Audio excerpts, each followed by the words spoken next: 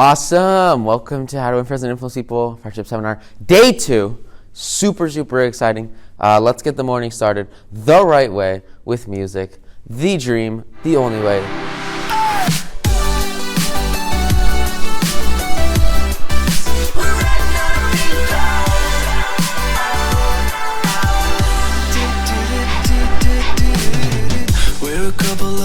Awesome! So we'll start out season 3 with Princess Twilight Sparkle. Super cool one here. It starts out in Canterlot and everyone's just chilling out, and Twilight's in the castle. But there's like a little bit of a problem because, the Celestia, Luna, Twilight, they're all having a great time. But back over in Ponyville, there's just a little bit of a problem because like everyone's sitting in town and they're having a good time. But, the Everfree Forest, for some reason, is just kind of like invading the town. So there's like plants everywhere trying to like cover the whole town and take everybody's stuff and like eat people. And it's just not a great situation. And so these guys are in Canterlot and they're like, whoa, we should probably do something. So they come over here. And what they try to do at first is just like fight it with magic and use raw brute force, which is like totally cool. Like it makes sense. That's sort of what they've, always done. But as they try to fight over and over and over again, they realize that like they aren't really able to beat the plants or the forest with just brute force, and so they have to kind of look a little bit deeper into what's like actually going on because they have no freaking clue. And so they go to Sakura because Sakura got kicked out of her house, right? Because her house became like invaded by the forest.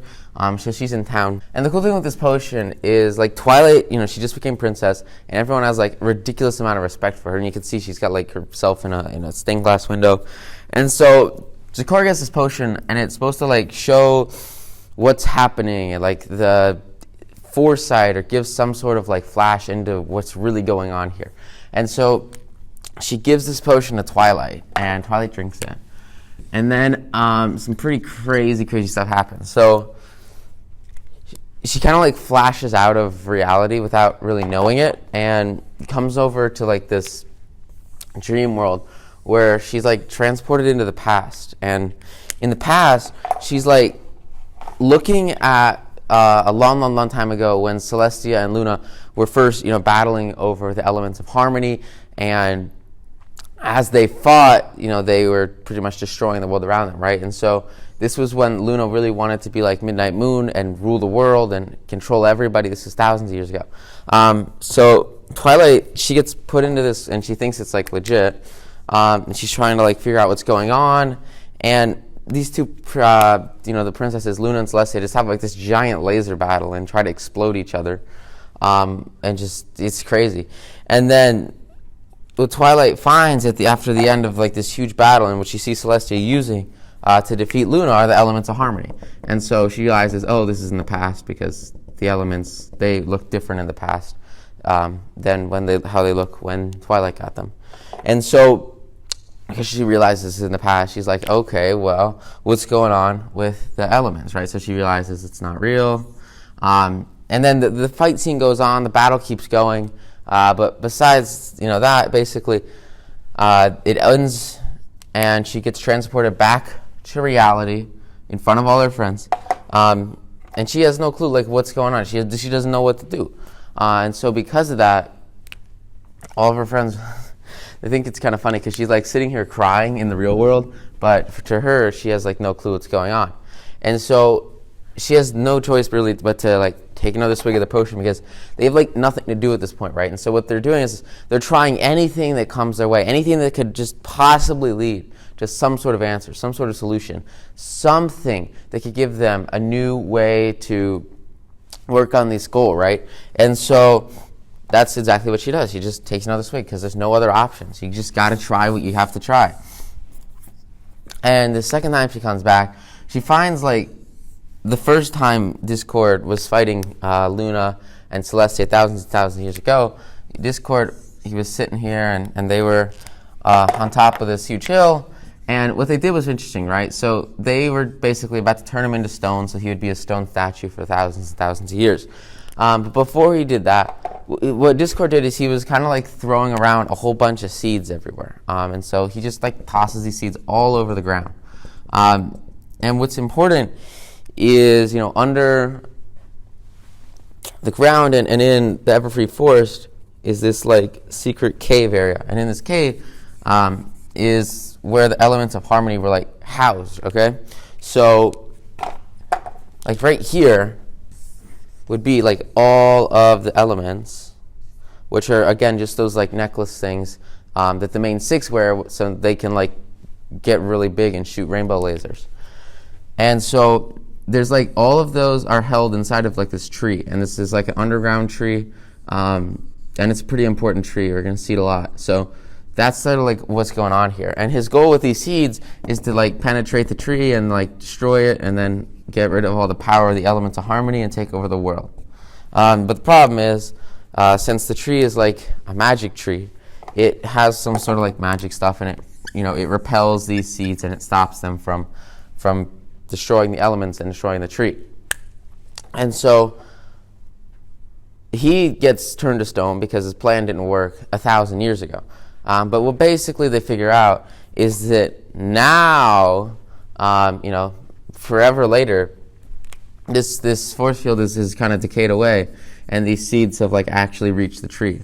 And Discord is like so confused because he thought they would have reached the tree way earlier, but they didn't, right? And so sometimes you see different perspectives to look at a problem in a new way. See, he thought his seeds just didn't work, but in reality, it just took like a very, very, very long time for them to have an impact. And so a lot of times you might have an effort you put in, or you're trying super, super hard to get something done, and you put a massive, massive amount of initial effort in, but your results stay pretty slim for a long time because it takes a while to grow a lot. And so maybe you put in a lot less work after this point, but now that people know about you, now that you've been existing for a certain amount of time, the effects start to grow and grow and grow and grow and grow. And so a lot of the work, it's front-loaded, right? So you have to do a lot of work at the beginning to make something like Facebook, right? And then after it's done, you get a lot more growth. I guess they still had a lot more work, but the point is it's a lot of work at the beginning, right? And so that's exactly what happens here. They have the seeds, they don't have an effect for a very, very long time, even though all of the initial work was done at the beginning, putting those seeds in there, right? So after that, there's no work done whatsoever. But after thousands of years, the effect of it compounds, right? It just grows and grows and grows, and it gets to this point right here where this is the tipping point, and it actually destroys a part of the tree. And so then it goes up, huge, huge, huge. This is the impact, right? And so a lot of times, you just have to be patient with letting your efforts work out if there's not necessarily anything extra you can do here. Or, if it's not something that you really want to be working on as much, it sometimes just takes a while for those efforts to mature. Great example of this. I know a lot of people that are making like 6+ figures on YouTube, and they got to put in a ton of work over time. But their results, it's not front-loaded work, it's continuous work. But the results, it's very, very, very minimal until you get to like right here, and then it's like geometric, exponential, right? And so they're putting out tons of content at the beginning and getting virtually no results. But then as soon as they get to this tipping point, they're absolutely freaking crushing it. And so it's just a point of how much work can you put in at the beginning to get that result at the end. It's the same thing with so many industries. The wealthiest people are the ones that are willing to work for the longest amount of time without pay. Because they understand that at the end of that chart, at the end of this effort, at the end of all this, the payoff is so great that it would have easily been worth the effort had it been averaged out, but it's not averaged out because that would make it too easy for everybody. And instead, all the rewards are backloaded at the end of the effort curve, and all the profits and all the growth only happens after you've put in a majority of the initial work and you've done an amazing job with it. Does that make sense? So that's a great mentality to take away from us. And that's how they discover that these seeds have somehow permeated into the tree, and they're now ready to destroy the tree. So their goal now is they're at this inflection point, right? They're right here, and they need to figure out a way to undo all this damage that was done before, all this work that was done before. Now, what's difficult about that, so when you have this much work backing up just a little bit of results, because you have a solid game plan and you work through a solid pattern of work before you get to that endpoint, all of a sudden, this right here, these results become significantly more difficult to get rid of, right? So if you generate a ton of cash, it's very, very difficult to just whisk it away and wash it away when you literally can't spend it faster than it comes in. And that's sort of the impact of like spending a ton of time front-loading the work to create passive income, and then having assets to pay you for the rest of your life. And that's sort of the power of assets, which is super, super cool. So this is one of the scenes that Twilight saw when she was like first drugged. And again, she was freaking out, right? Because this is like when they were battling to like take over the world, or at least Luna was. And so she was like pretty upset about this. And so that's kind of why she was like crying in front of all her friends.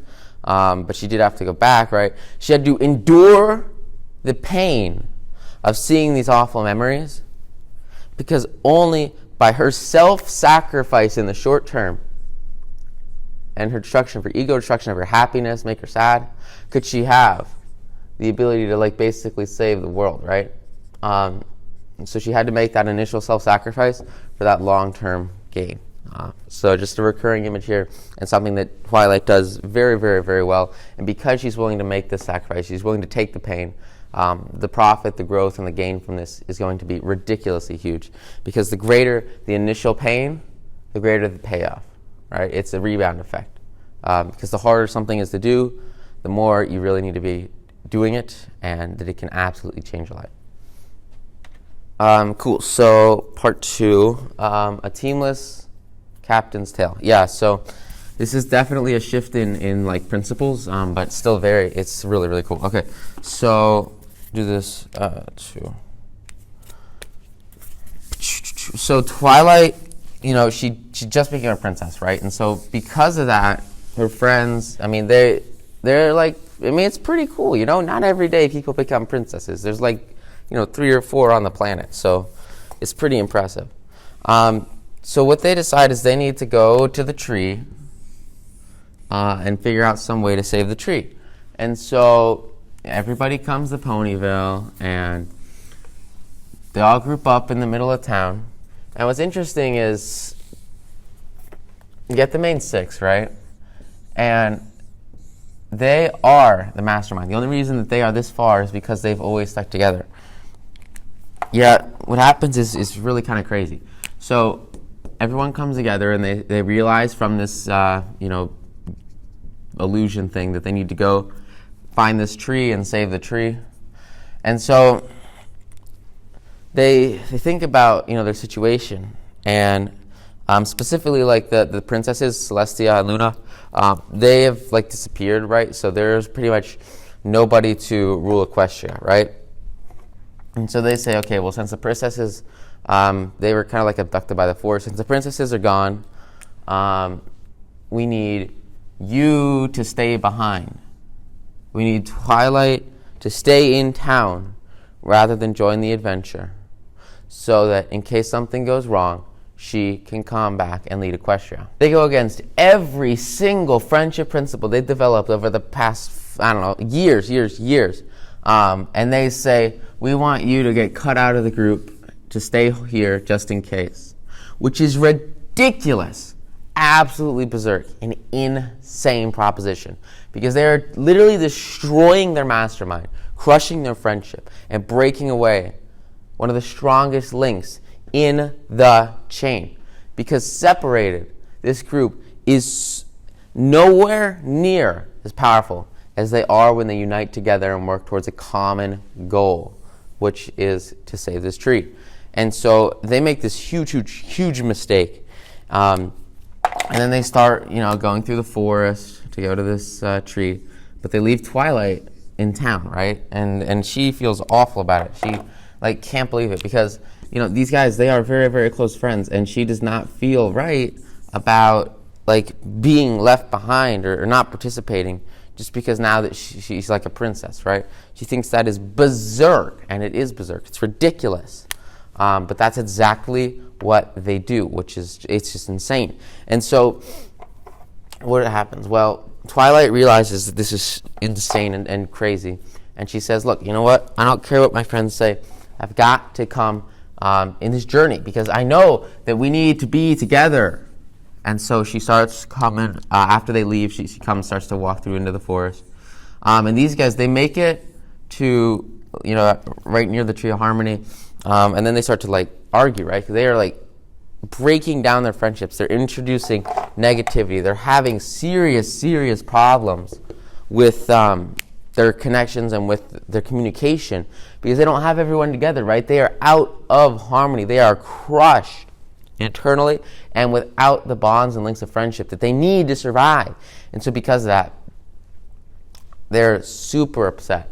And since they just have no clue what to do, they're arguing with each other, and arguing never solves anything. And yet that's exactly what they're doing here, because they are totally distraught and have no clue what to do, because you can't break up the mastermind on purpose. So they get to the tree, and once they get to the tree, they have no clue what to do, because they aren't really good at magic. That's Twilight's thing. And so they're like, wow, I wish we kind of had Twilight, because that would be really helpful. And then Twilight, she gets kind of close to the tree, but then she gets attacked by the Everfree Forest and some giant wolves, which are pretty big. And so she has Spike climb a tree and try to figure out where this tree is, because they couldn't find the tree. And so they find the big cavern where he sees where the big cavern in the tree is. And then he sees Twilight getting attacked by giant wolves. And so he runs over to these guys and says, you've got to reunite with your friend. You've got to come back to help her. And so that's exactly what happens. They come back, they rescue her friend, they're super happy to be reunited, and they get to save everyone. They save Twilight. And so Twilight comes with them. They all come to the tree. And what she realizes, they all have their elemental harmony, right? And she sees the tree, but the problem is the tree is losing all its power because it's empty, right? So the elements of harmony, they were taken out of the tree so that they could be given to the necklaces that the ponies wear. And so they realize that if there's holes in the tree where the elements go, and they realize that they need to give up the elements of harmony. They need to have a short-term loss to save the entire world. Now this is really big for them. They literally use these elements almost every single time they save the world, to kill everybody. And so without these, they don't know what they're gonna do. And then they realize that they totally have to give them up though, because the Princess Luna and Celestia are gone, and then the Force is taking over the world, and there's no option to defeat these seeds that they know of except to give up these elements and to make that sacrifice to the tree so that the tree can happen. And what's interesting is Twilight knows that this has to happen, and she also realizes this idea that they are stronger together as a group than they'll ever be alone, and that strength as a group should be worth more than some necklaces or a head crown, right? And so because of that, she realizes that the elements are just a manifest. They're like an image for the friendship that the group has. There aren't, the elements are just a physical representation of these emotional connections and these social bonds between all 6 of the ponies. And that in reality, they don't actually need these elements to be strong as a team, because they can work through the challenges that approach them together as a group, ready to conquest, ready to push, ready to grow. And this group mentality, this mastermind, matters so much more than any trinket or physical equivalent of the group, that they just don't actually need these elements. And in reality, at the beginning especially, they just acted as a way to increase confidence. But remember, confidence comes from experience and successes. And they needed these at the beginning to sort of increase just artificially their confidence. But now that they've had experience with each other, now that they've had successes saving the world over and over again, now that they have the 2 keys to confidence and a vast abundance of them, they realize that they don't actually need these trinkets. And so they sacrifice the elements of harmony to the tree, and the tree roars back to life, destroys all of the evil forest invading the whole world, and returns the princesses everybody's happy, everyone wins, and it gives out like a little locked chest box thing, which we'll see kind of develop throughout the rest of this season. But the important thing is that they walk away victorious, and because of that growth and because of that sacrifice, they create a powerful tree that's going to stand by them for the rest of the show and the series as their aid, because they were willing to make that sacrifice.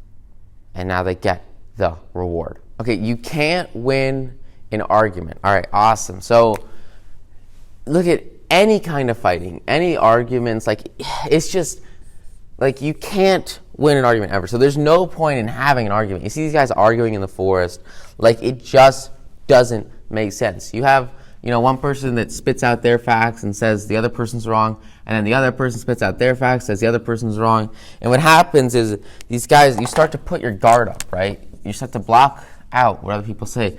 Because people, they love to learn things, and they love, people love to buy, right? If you're looking at selling. People really, really love to buy, but they hate to be sold. So they don't want ideas pushed at them and sold to them, and so they'll block those ideas. Similarly, if they're arguing for something and somebody says they're completely wrong, they don't want them to tell them they're wrong, and so they'll block out those ideas that they're trying to send them. What has to happen is instead of arguing, you need to walk through calmly the information with others so that they have an internal epiphany of what really needs to happen. And so you instead of him saying that you're wrong, you need to discover on your own that you're wrong with him presenting facts and what makes sense and creating like logical arguments that are going to convince you. Because it's people are emotional, right? And so you don't want to try to force emotions on them or they will push away hard. And some of the best ways to subtly suggest a new idea to someone or subtly say, look, this is really how it is, but I'm not going to tell you that. I'm going to let you figure that out. As you phrases like, I think that, or I'm not sure about that. Say like, I'm not sure about this, but I heard that, blah, blah, blah. I heard that. You want to sort of take yourself out of the accusation, right? Because the worst thing you want to do is accuse someone of something or say that they're wrong. And so you want to phrase it so that you could be wrong, right? I may be wrong. I often am. But then just let them know that all you want to do is work through the series of facts and try to figure out what the best answer is together. Because when you get an answer together, it's so much more powerful than an answer that's forced onto somebody. If you just force your answer onto somebody, they're basically never going to stick with it. And they're just going to kind of maybe temporarily follow whatever you force them to do, or temporarily say that they believe whatever you tell them. But in reality, they're just going to go home that night, go home the next day, and be back to their old way of thinking. They don't really care. They're not buying it.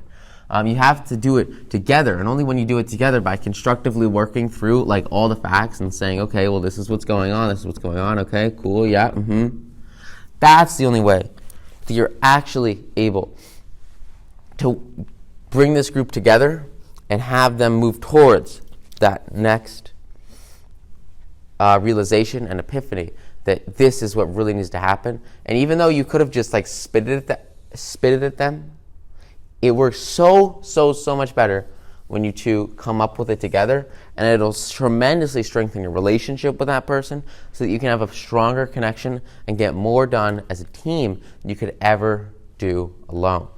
Because very, very often, some people are right in some situations, but some answers are wrong in other situations. And so you want to work together to find, the best answer for all possible situations so that you can have the highest overarching growth and potential possible. Sound awesome? All right, cool. So we'll move on from that, and we'll look at some super cool application of it. This is really cool. You want to make yourself, not just the nicest guy on the planet, but especially in business dealings or with important social settings or where you're trying to build up that mastermind, that big group. You don't want to be that bigoted guy who is always correcting people and who is telling everyone what's right instead of constructively working towards a solution. Because when you construct with others, they're going to love you for it, and it's going to strengthen that connection much more than forcing something on them or just flat out saying, you're wrong. here's the answer. I used to struggle with that so much. I would always point out when people said something that was wrong because it made me feel good, right? It boosted my ego, but it just absolutely destroyed my relationships. And so once I started following this advice, I temporarily, brought myself down and I didn't take advantage of a chance to boost my ego, and I made myself a little bit lower. But because of that, because of me saying, I don't know, even if I might have known the answer, even if I knew somebody was wrong, instead of saying, I don't know, we should think about that, I let them figure it out with me. And so now they feel super happy, and now that relationship is significantly stronger. And it's all because of this concept of letting everyone figure it out together instead of just saying, I'm right, this is the answer. Because people are going to resent you for that and it'll make you look like a dick. So, yeah, cool stuff. Castle Mania. Ooh, this one's fun. Okay, so there's this huge castle in the middle of the Everfree Forest. It's the one that Luna or Nightmare Moon was fought in like the first episode of the show. And it's, remember, just kind of like in the middle of the forest. And so Twilight, she goes to this castle because there's like a ton of old books there. And I'm telling you guys, richest people on the planet, smartest and richest a little bit different, but like richest people on the planet, most successful people on the planet, they're reading books constantly. It's just insane. So she's in this huge castle and she's reading like all of these books. And she's like having the best time ever. She's just loving it. And her friends decide that they want to go to this castle too, but they don't like tell anyone, right? And so there's this kind of disconnect where, on one side you've got Twilight and Spike, and then Applejack and Verity, and then Pinkie Pie and Rainbow Dash. And they're all, connected, right, with their relationships. But they're just completely isolated from each other in this one specific situation because none of them tell them what they're doing that day. They're like just all separated. And so because they're all separated, what we're going to see is some serious problems start to emerge simply for the fact that they are not one with each other and they're broken apart. And we'll see sort of how that develops. So Applejack and Rainbow Dash. So Applejack and Rainbow Dash, they come to this castle, and they don't know that Twilight's here. They don't know that Pinkie Pie and Fluttershy are here. They don't know.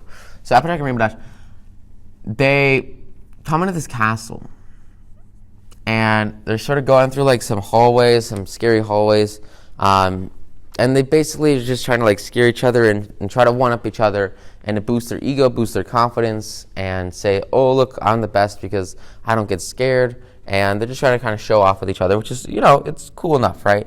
Like they're just trying to have some fun, whatever. But on the other side of the castle is Rarity and Pinkie Pie, right? So Rarity and Pinkie Pie, they're over here. And they're doing the same thing, right? They're just trying to go through and have a good time and take some exploration. So a little bit different than these guys. They're just kind of here for fun. And Rarity's kind of looking at fabrics in the castle. And these two are here just to kind of try to like one-up each other and win. And then Twilight's here to read. But none of them actually know that the other person is there. And so they're walking through this deep, dark castle.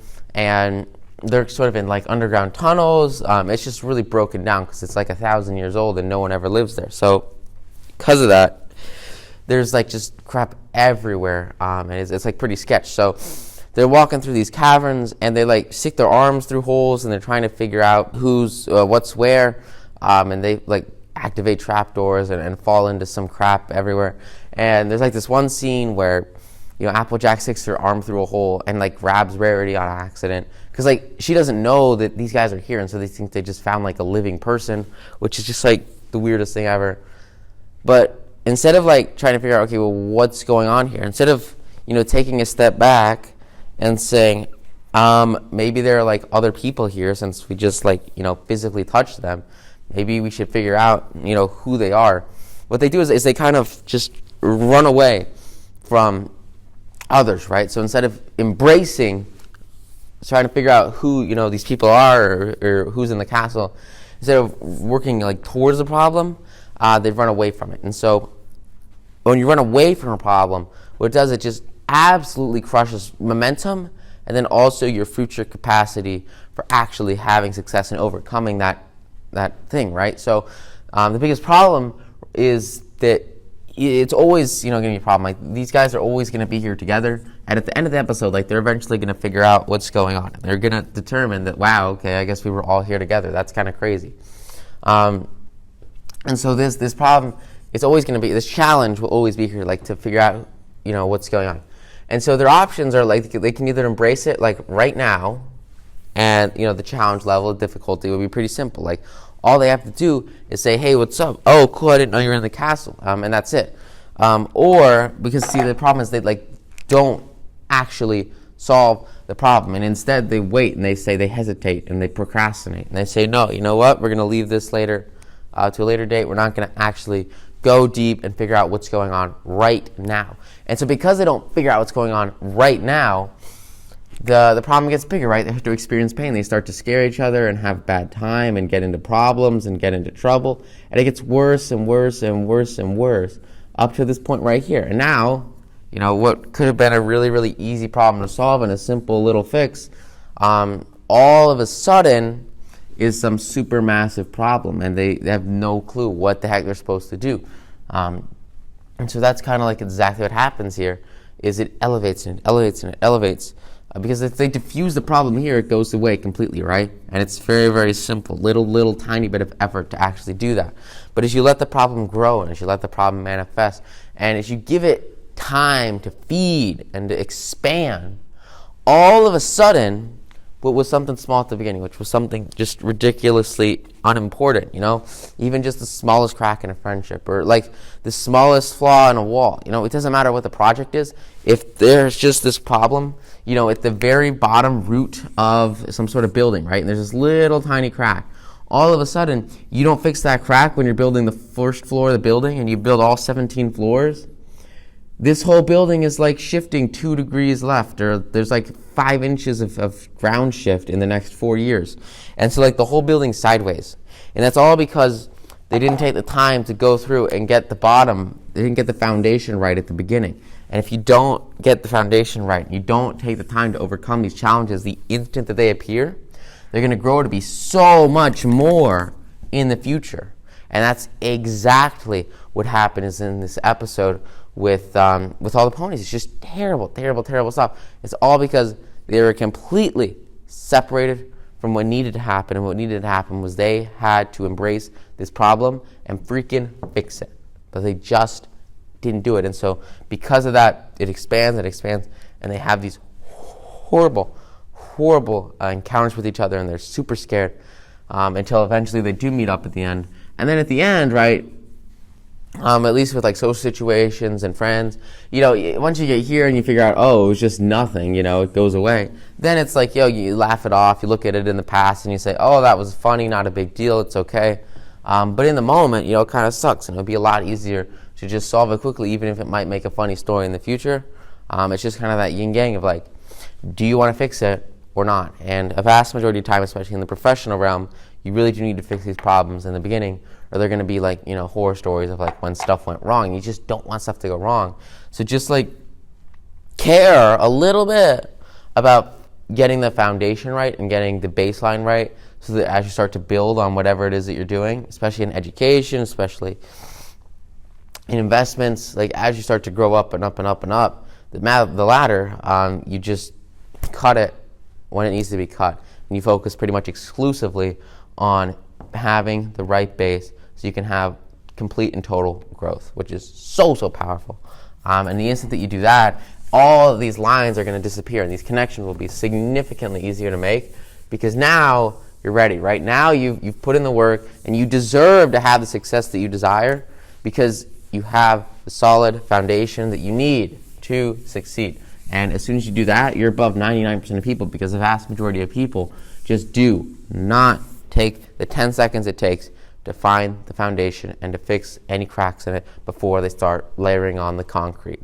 And that's how houses get flooded, right? It's just a lack of fundamentals. It doesn't even take that long, Just a little, like 10% more time, and you'll be there. Awesome. Okay, cool. So Daring Don't. So remember, Rainbow Dash, she's like super into Daring Do ever since she Read It and Weep. And so because she's super into Daring Do, she read like all the books ever. And she's like ridiculously excited. And so there's like a new book that's coming out. And so she's home. This is like Ponyville. And here's kind of like her cloud house. And she's just sitting at home reading the book. And Pinkie Pie comes in and says, hey, you know, the new Daring Do book got delayed. Did you hear about that? She's like, what? No way. So it's supposed to come out in like 1 month, but now it's going to come out in like 6 months. And she's like, oh my gosh, that's insane.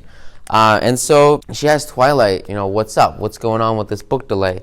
And for some reason or another, Twilight like is like, I don't really know, but we could go visit the author, which is like insane. And so they figure out like, I guess, where she lives, which I don't know how. They're like magic. And she lives like in this faraway land in the middle of nowhere. So they go to this faraway land in the middle of nowhere. And they're like, hey, really famous author, why is your book delayed? And they're like... And so they get to her house. And as they walk into her house, like nobody's there. So they just kind of like walk in, which is pretty interesting. And then when they get inside, it's like all the artifacts from all the Daring Do books are just like everywhere, right? So it's like gold nuggets, chains, hoops, you name it. Like everything is here. And it's just tons and tons of artifacts just kind of laying around her house. And then like, so the author, she writes by the pen name A.K. Yearling, right? But like A.K. Yearling like is Daring Do. And so like when she's not dressed up as, you know, what Daring Do looks like, she just kind of like disguises herself as some old lady. And so basically like that old lady version of Daring Do, who is like pen name A.K. Yearling, walks in and she's like, whoa, what you guys doing in my house? And then they were like, oh my gosh, you're A.K. Yearling. Please don't delay your book. Also, you have a lot of cool things in your house. Just some pretty basic stuff like that. And A.K. Yearling's like, you guys serious? You can't be here. Like, what the heck are you doing in my home? This is ridiculous. And so Twilight and Rainbow Dash like start to leave.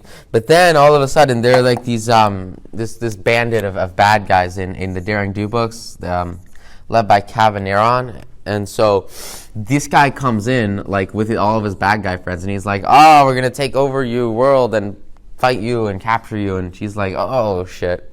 And so she like takes off her big disguise and then becomes Daring Do and like starts to fight these guys and push them away, and just like have this huge battle. And Rainbow Dash is like freaking out because she loves Daring Do, and it's just like realizes that Daring Do is like actually real, which is like really cool for her. And so they go into like this huge forest, and in this forest they just keep fighting, and they're trying to run away from the bad guys. And Rainbow Dash and Twilight follow along. Mostly Rainbow Dash follows along though. So Rainbow Dash follows Daring Do, and it gets to the point where, you know, these bad guys are here and Daring Do escaped. So Daring Do was able to like, you know, hide away in a bush and get away from these guys. But Rainbow Dash is following her so that like she can help or something. She really likes Daring Do and wants to be a part of it. And so she just kind of like walks out in front of these guys, and then they just like lasso her and like trap her in a cage, or trap her, just like tie her up with rope, right? And so after they tie her up with rope, Daring Do sees her like fan is like tied up with rope, which kind of sucks. And so she has to like come back out of hiding and try to like beat all these guys and like escape with Rainbow Dash, which was just like this pretty intense scene. And so she does, right? She does it, and she's happy and she succeeds. And so they go off and they run away and they hide from these bad guys. And Daring Do's like, I can't believe you followed me. I work alone. Don't work with me. You know, stuff like that. Just like the general independent, like Indiana Jones kind of thing, where he's like, I work alone. And so that's kind of like exactly what happens here. And Rainbow Dash is like, yeah, but I want to help you because you're the coolest, and I want to help you, yeah. And so she just can't really shake Rainbow Dash. So Rainbow Dash just kind of like follows her around. And where they're going is there's like this huge pyramid in the middle of this forest, in the middle of nowhere. And in this pyramid, right, there's like this, like supposed to be this really cool special hidden treasure. And so what these bad guys do is they basically just go and they steal the hidden treasure, and then they want to sell it so that they can make a bunch of money, right? And then Daring Do is like, she blocks them and defeats them, and then takes the treasure and just safeguards it in her house. And that's kind of what happens usually in the books, right? And so Daring Do and Rainbow Dash, they go to this pyramid, and they see these guys breaking in and trying to like get into the thing, and they say, okay, well, we have to get this artifact before they can, or they're gonna take it. And so Daring Do goes in, alone to snag it, and she kind of like falls into this lava pit, which is like pretty, and there's like alligators and crocodiles in it too. So like she falls in here, and she's got like her wings tied up, and it's like a serious, like dangerous problem. And so Rainbow Dash kind of like swoops in and then grabs her and then flies her out of this huge lava pit, and basically like saves her life, which is pretty awesome. If you want to make friends with somebody really quickly, just save their life and they'll like you a lot. Definitely not on purpose though, like don't try to kill anybody because that's bad. But basically what happens here. And so what Daring Do realizes is that like even though she's always worked alone and she's like so used to just being this lone person, all of a sudden there's this new, Rainbow Dash comes in her life, and they form this connection, and they work so much more effectively as a team than she was working at alone. She like almost died because she just didn't have anybody to look out for her to give her a hand. And so, she realizes that like, wow, there's something here, and there's a bond that should be fostered and grown. And so she decides that she's going to set aside her ego. She's going to set aside her image temporarily and work with Rainbow Dash so that they can, get the amulet, is what was in the pyramid. So she makes the right decision. She allows herself to take help from others. She raises her hand and says, I need help. And she gets that help. And because of that, they make it to the end of this little pyramid. They snag this thing. And then as trapdoors are closing around them and the ceiling is falling in and there's like lava everywhere and the world's caving in around them, they fly out the roof together, and then they escape and have the best time ever, and they save the day, and they get the treasure away from the bad guys. So that's kind of like exactly how that thing ended. Now, what's like super cool is, at the beginning, it was pretty weird because they just kind of like found this person. But like, think about it like this, right? Like, Daring Do did not want to work with Rainbow Dash at the beginning. And the only reason that like Rainbow Dash even had the chance to be around Daring Do is because she persisted through like this forest and persisted through the negativity and persisted through the no's and kept on going over and over and over again, and to the point where like she was forced into Daring Do's life. They were making a connection solely because she freaking made it happen. And that's how she was able to impact Daring Do. That's how she was able to have a big impact and save the day, is by she just kept on going, right? So a lot of times you hear no, and you've just got to keep on trying your best and doing what you know is right so that you can get to the result that's best for everybody. So powerful, powerful concept there. You just got to persevere. You just got to push and go hard with what you know is the right thing to do. So for here, it was saving her life and then having huge success together. And then she gets on the cover of the next book, which is pretty cool.